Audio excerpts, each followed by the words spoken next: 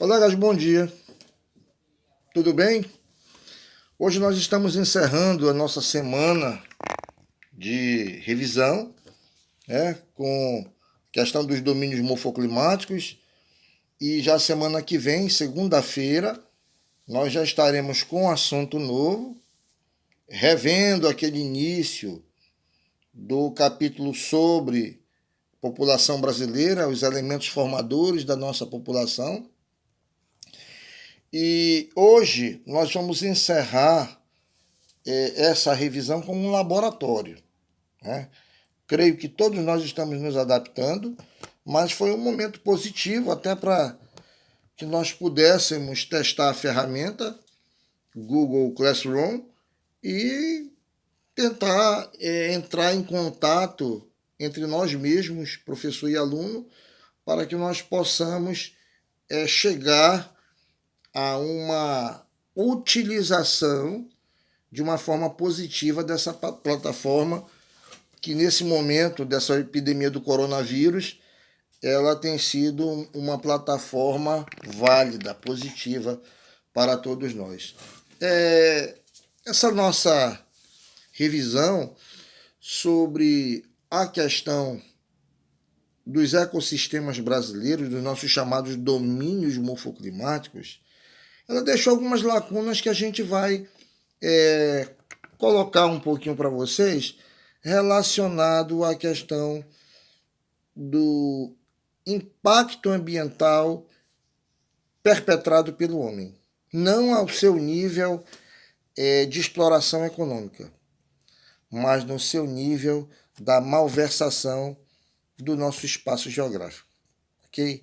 Nós sabemos muito bem que a nível de domínios morfoclimáticos não existe um domínio brasileiro sequer que não sofra os seus problemas de devastação. Queimadas, desmatamento, uso errôneo dos seus recursos.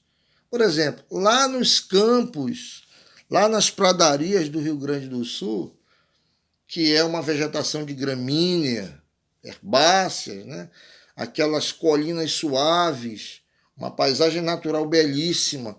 Imaginem vocês essa paisagem no século XIX, no início do século XIX, o local onde se passa aquela saga que virou um livro de 7 volumes do Érico Veríssimo, O Tempo e o Vento, em que é a colonização do Rio Grande do Sul. Vocês imaginem essa paisagem, que hoje ela está totalmente modificada. As plantações de trigo, de arroz, de soja principalmente, substituiu toda a vegetação original, que era o motor da colonização do Rio Grande do Sul, com a criação do gado bovino, usando a sua vegetação como alimentação para o próprio rebanho. Isso aí é um fator insignificante quando a gente vê também a devastação da Mata Atlântica, que já ocorre há 500 anos. Desde o período pré-colonial, os colonizadores, os nossos antepassados portugueses, eles vinham explorando de uma maneira errônea os recursos naturais da Mata Atlântica. Os portugueses saíram, ficaram nós, brasileiros, explorando de uma maneira errônea os recursos da Mata Atlântica. E hoje a Mata Atlântica, todo mundo sabe, da sala de vocês estudamos isso, que apenas 5% da floresta original nós temos como reserva permanente. É como se fosse um cemitério do que havia. É para que nós disséssemos, isso aqui era a Mata Atlântica, que foi totalmente devastada. Não nos esqueçamos que aonde os mares de morro, é que fica a Mata Atlântica, no litoral. E ali, no litoral, entre o litoral do Nordeste ao litoral meridional do Rio Grande do Sul, toda essa região passando pelo Sudeste, toda essa região é a região antrópica mais populosa do Brasil. E vocês sabem muito bem que aonde tem muita gente tem poluição. Aonde tem muita gente tem muito lixo. Porque aonde tem muita gente, tem muito consumo. Tem muita depredação do ambiente. Um dos grandes problemas ambientais do Brasil fica dentro das cidades, com a produção de lixo, com a devastação das áreas ainda naturais para a construção de favelas. Aqui na região norte nós chamamos de invasões de terra. Então isso é uma coisa muito comum. Não existe cidade brasileira que não tenha ao seu entorno uma área ambiental que foi totalmente devastada para a construção de casas. Nós já vimos isso aí. Os mares de morro, principalmente, metrópoles como o Grande Rio, a área da Grande Salvador, áreas litorâneas de Santos, áreas litorâneas da Serra de Petrópolis, no Rio de Janeiro, todas essas áreas acontecem durante os meses de dezembro a março, deslizamento de terra, o período de muita chuva nas regiões tropicais. Então, consequentemente, a devastação da vegetação que segura o solo é eliminada para a construção de casas. Quando a chuva vem, o chavascal leva as barrancas e, ao mesmo tempo, também levam as casas. Então, é um problema que todo ano acontece e nós não temos uma política de construção de casas, não há uma política séria no Brasil de produção de moradia que evite a invasão dessas áreas de preservação ambiental. Uma outra situação que a gente observa também sobre os impactos ambientais sobre os ecossistemas fica dentro do contexto da visita dos próprios turistas. O Pantanal é uma das áreas atingidas pela irresponsabilidade dos visitantes, que levam saco de pipoca, levam latas, levam garrafas, embalagens de alumínio, embalagens plásticas, e depois descartam nas áreas de preservação ambiental. Isso é uma coisa absurda, mas é uma coisa muito evidente no Brasil. Então, há no país algo chamado falta de conscientização ambiental.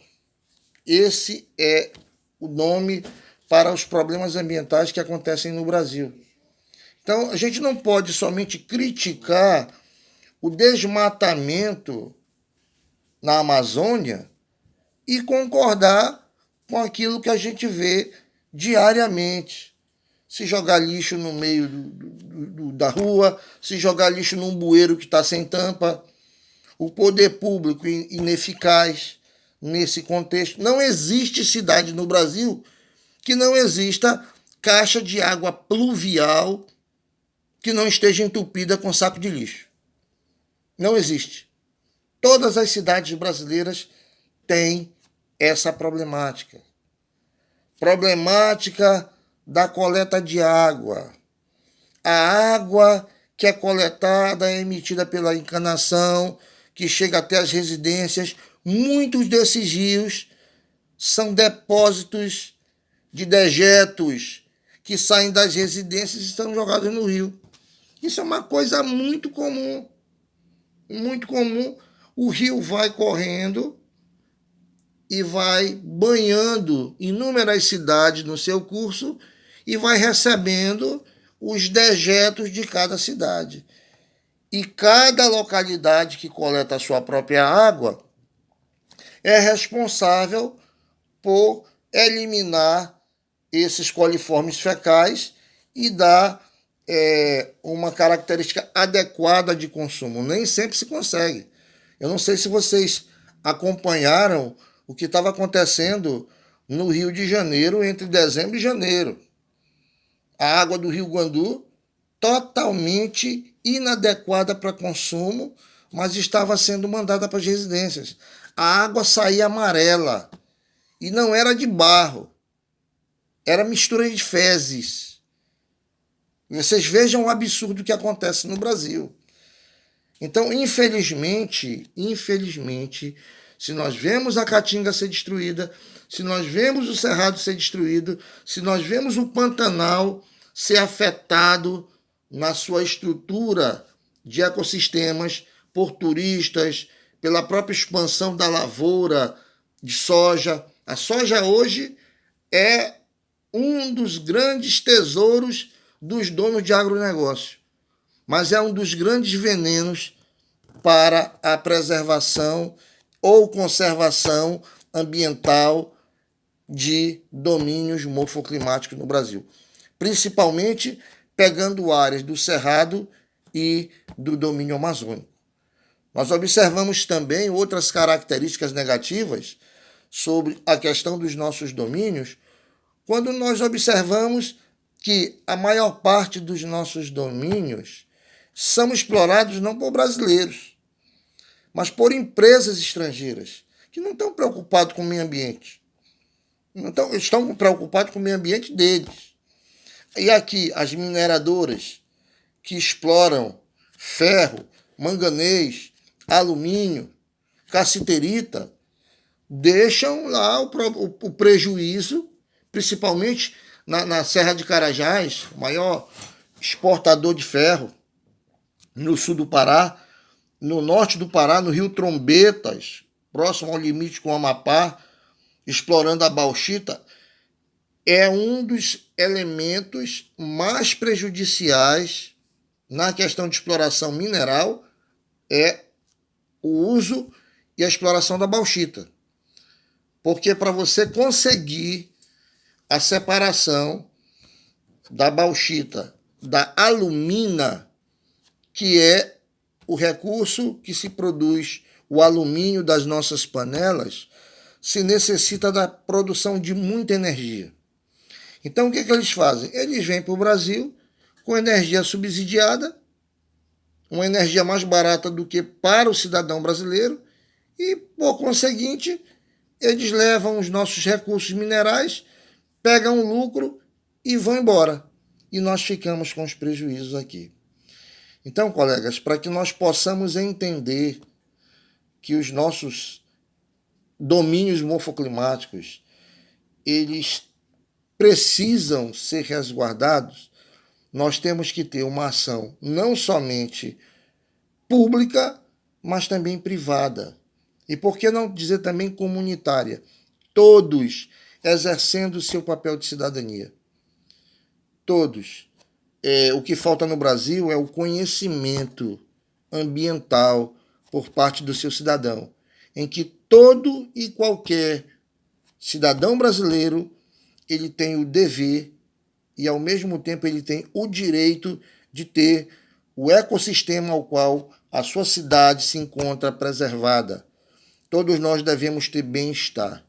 E, para isso, nós temos que ser politizados, sabermos dos nossos direitos, sabermos dos nossos deveres e, ao mesmo tempo, termos algo chamado educação ambiental.